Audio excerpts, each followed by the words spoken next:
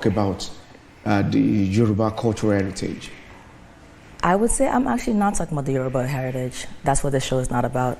This show is highlighting Nigerian creatives. And the name Owambe was a name I needed to just capture this moment where celebration happening going on in Lagos. And so because I created all these patterns, I said, okay, what is a concept where people gather and they're wearing the same type of fabric? I looked it up. I asked my friends, and they said Owambe. And so I said, okay, an Owambe exhibition. And there have been backlash on this, about even the spelling.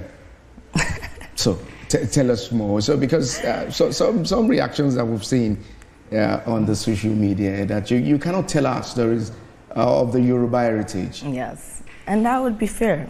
Unfortunately, I'm not talking about the Yoruba heritage. That is not what the show's about.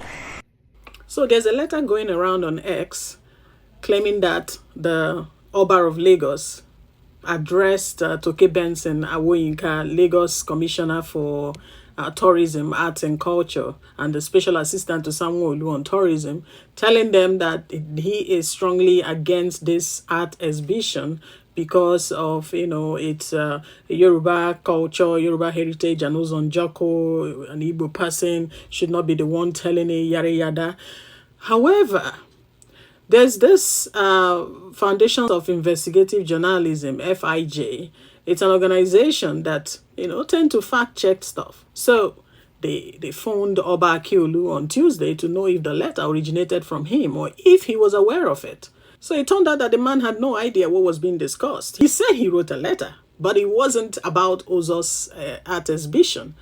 Apparently, someone must have stolen the letter, doctored it in a way to make it seem like he was strongly against the event. However, he's saying that any event in Lagos needed his approval, but it wasn't. He didn't even mention the lady's name. So there's still that fake news going around just to complicate issues further.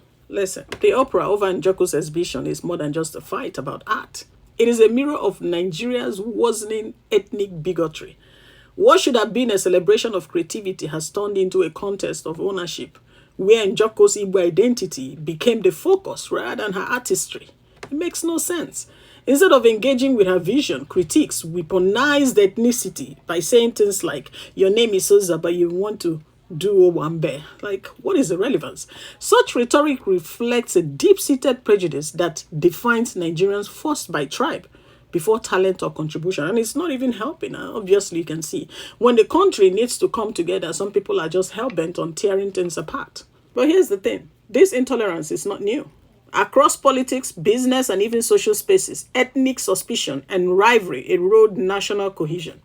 Every cultural expression is politicized along tribal lines, reducing Nigerians' rich diversity into rigid, hostile camps. The anger directed at Ms. Njoku underscores how creativity and collaboration are stifled by ethnocentrism, breeding division instead of unity. Bigotry thrives because leaders and institutions often side with ethnic sentiments rather than challenge them. So traditional rulers and political actors, instead of calming down the tension, fuel them with threats and ultimatums. This not only weakens national identity, but also discourages artists and innovators who hope to tell broader Nigerian stories. So, unless Nigeria confronts this growing intolerance, the country risks silencing voices like Njoku's, voices that could bridge divides and showcase Nigerians' culture to the world.